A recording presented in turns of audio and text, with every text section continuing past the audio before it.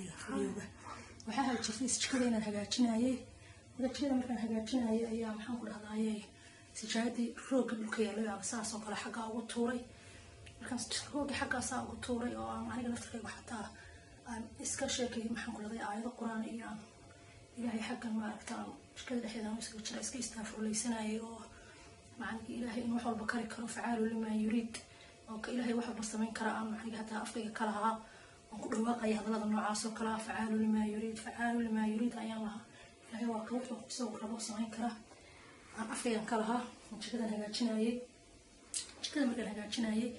ayaan rooga jikada yaalay baan qaaday saas oo kale aan u tuuray rooga waa igu soo jeestay isagoo sujuud asagoo adxiyaadsanaya igu soo jeestay waa qaabka hadda aad u aragtaan si fiican u fiiri si fiican qaabka hadda aad aragtaan sidii gabadh gabasaar watay oo kale waa aragtaan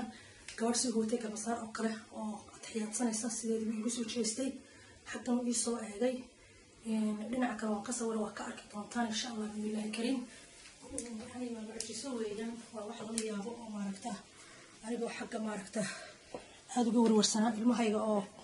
aan salaada aan mar walba aan salaada kula hadlo oo baraka taqsida caadi soo qof moodid aan salaada ku dhado salaada tukada mar walba aan ku dhahdaa aan ku waaniyaa mar walba aan afka kama qaado marka yacni aan ka daalana niyada xaggeeda ayaan ka warwaraa oo u warwaraa salaad la'aanta yacni xaggeeda aan qofka salaada inaan tukanaynin bacdi roogaas ayaan ka soo qaaday anigoo afkayga kaga dhawaaqaya astaghfirullah haddana ku dhawaaqaya facaalu lima yuriid ilaahay waa ka wax walba kari kara ilaahay waa ka wax walba samayn kara in roogii markaan soo qaaday anigu ma aanan arkaynin waan tuuray gacanteedan ka tuuray iska taabanay roogii waan tuuray run ahaantii ma aanan arkaynin